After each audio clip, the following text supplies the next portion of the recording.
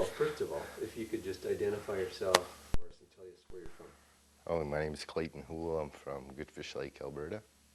That's about 40 miles northwest of Blue Quills. Okay. Yeah.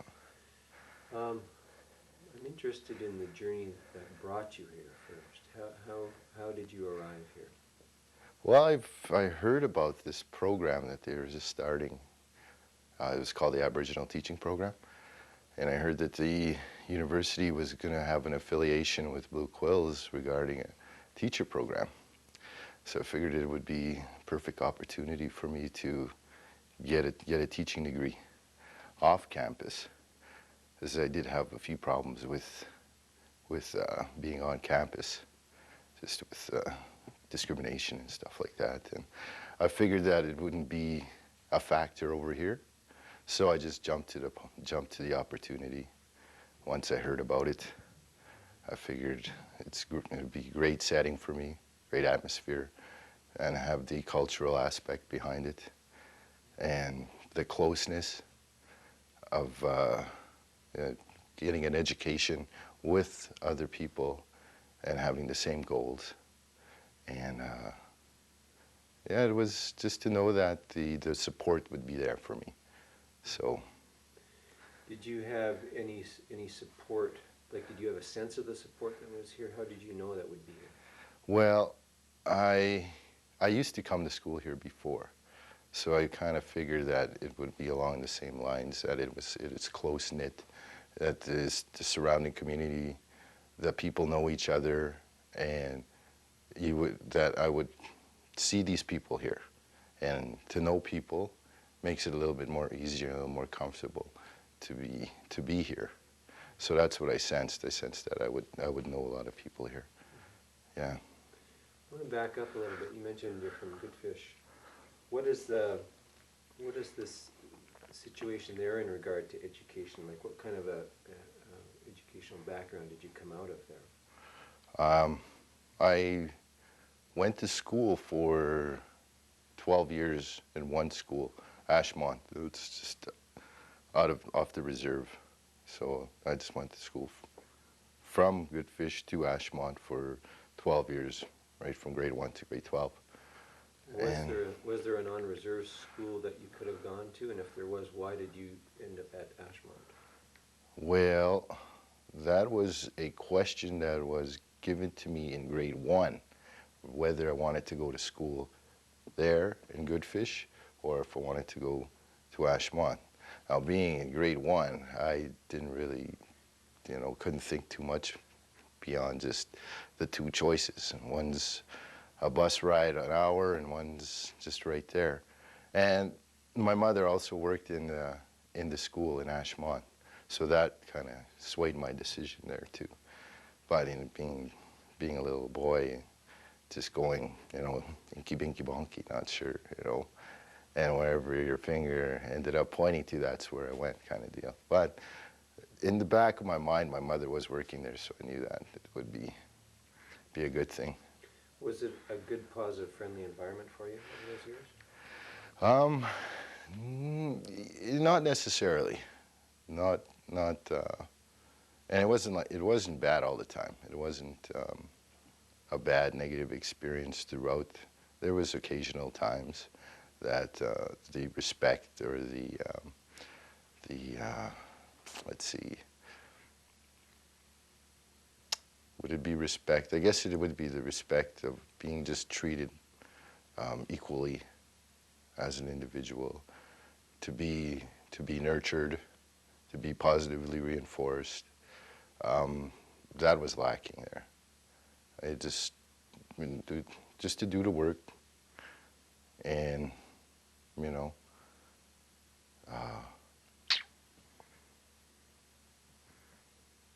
throughout my high school years, I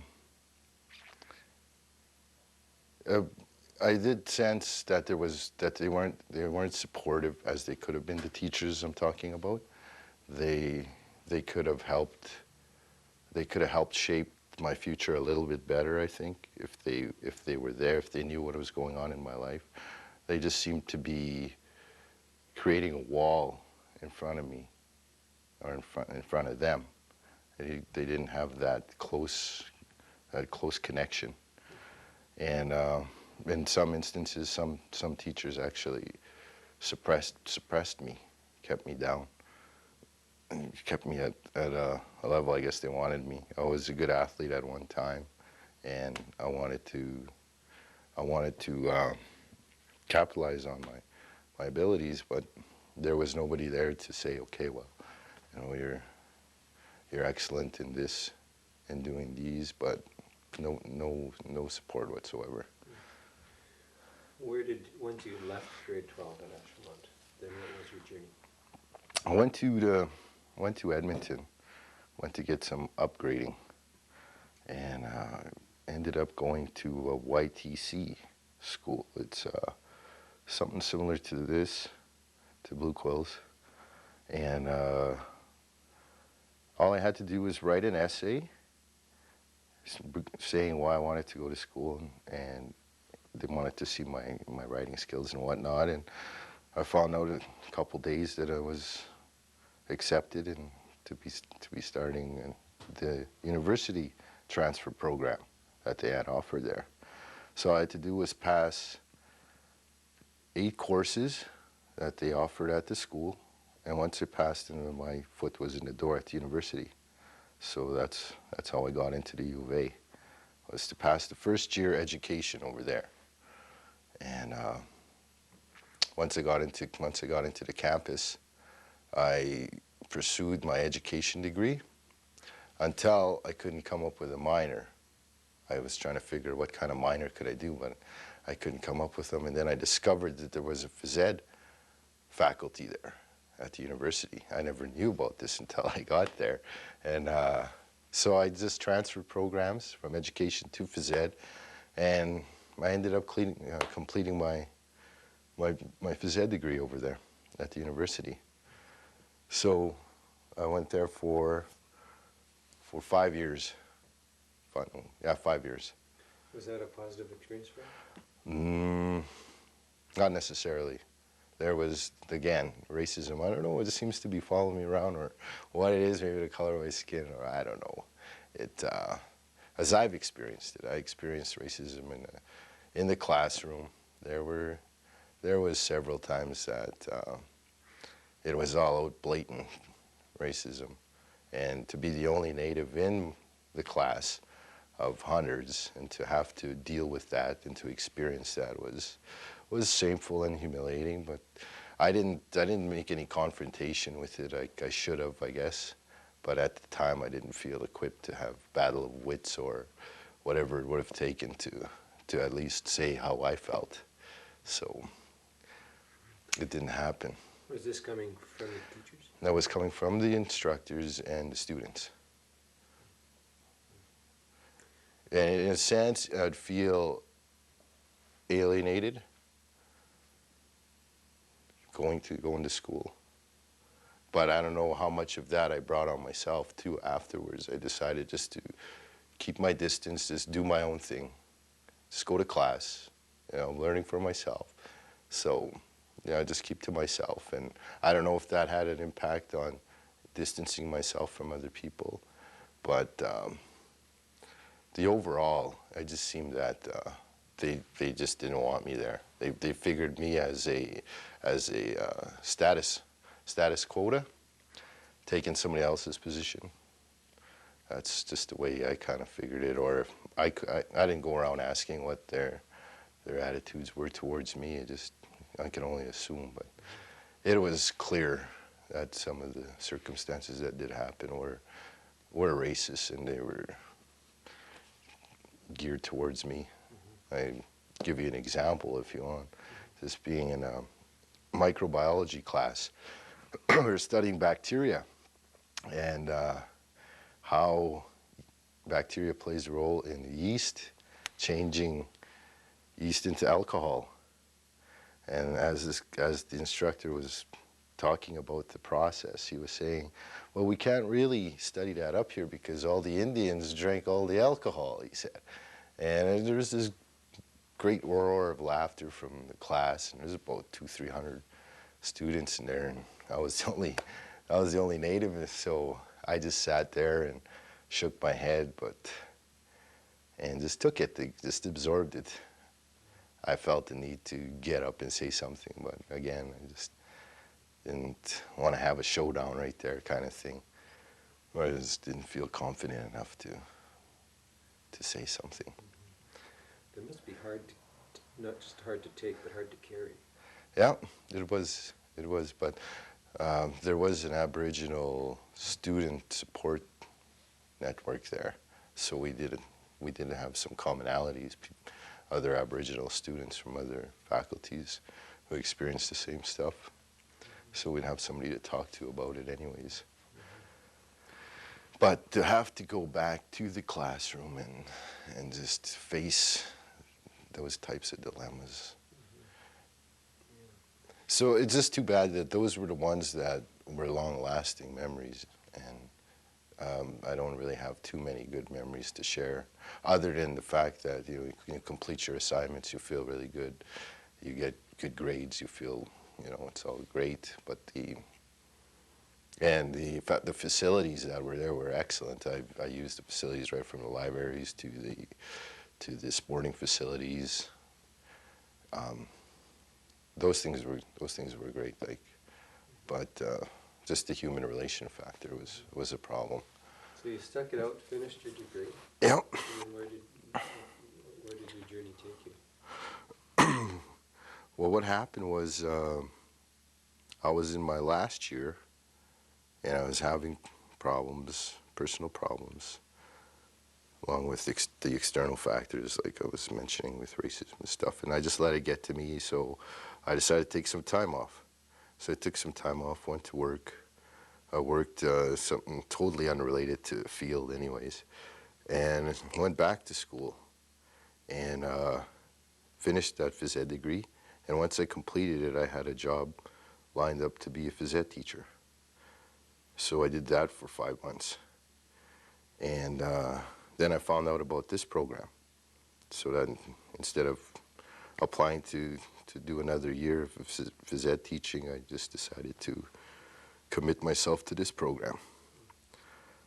Yeah, so that's what. How did you come to know of this program? Some people from back home, from the reserve Goodfish, she works in education, and she knew that I was finished this degree, and she's the one that mentioned it to me that, hey, they're having a first ever Aboriginal teaching program here, and I'm wondering if you're interested. And I said, sure. I said, it's there, and the support was there, the financial support was there. So when I had the academic confidence to do it, well, it wasn't too hard to make that decision. We saw a little bit of the class yesterday, one small aspect of it. How has the experience of studying here been for you? It's been a wonderful experience, a great experience to be able to learn skills, knowledge, and attitudes of the school system with the people that I was with the people that I'm with. It's a great learning experience. Everybody's supportive. We all help each other if we're having problems with any of the assignments, with anything in general, even any personal matters. It's a close-knit unit, and it makes for wonderful learning because I don't have really anything to concentrate on other than the studies. And if it's a warm, nurturing environment, then it really helps. How about culturally? A lot of what you've talked of just now is a reflection of the culture. But, in terms of, I often smell smudge in the school, that kind of thing. Culturally, how is it? Yeah, culturally, it does promote that closeness and that connection with each other, with one another. We do have the morning smudges, and we have prayers together, and usually the prayers are for each other to succeed, to be healthy, And when you keep hearing these things, when you keep hearing the prayers or the sweet grass, it does help with uplifting your spirits. And you it feeds, the sweet grass just feeds that closeness. When you're in a circle and you do that smudge and you're holding hands and you're right there and you're sharing that same prayer. Yeah, so you just get that sense that we're all in it together. And that's what the sweetgrass is like, to promote the collectivism and the spirituality. Where do you hope to go once you've finished your program here? What's your vision? My vision is to work in a native school setting and to actually be a phys ed instructor, a phys ed specialist. Primarily, that is my primary goal, is just to teach phys ed. Just so that there is a foundation for children, elementary to high school.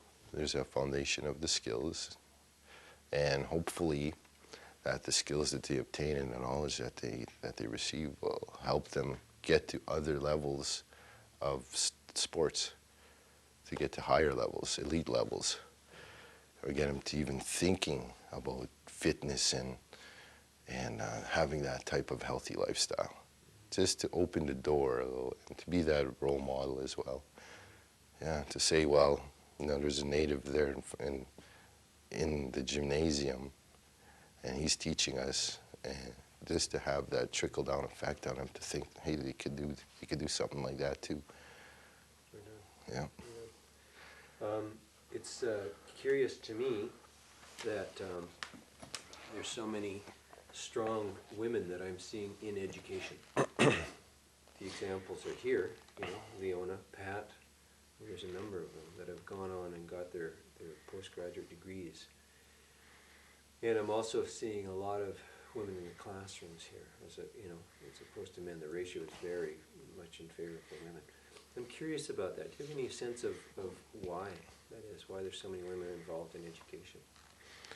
I have my own theory that it's not necessarily a theory. It's just a pattern of women generally getting into helping professions, such as school, education, social work, psychology, counseling, anything to do with the human services aspect seems to be more taken on by women. And obviously the trades are probably more geared towards what men are more interested in. And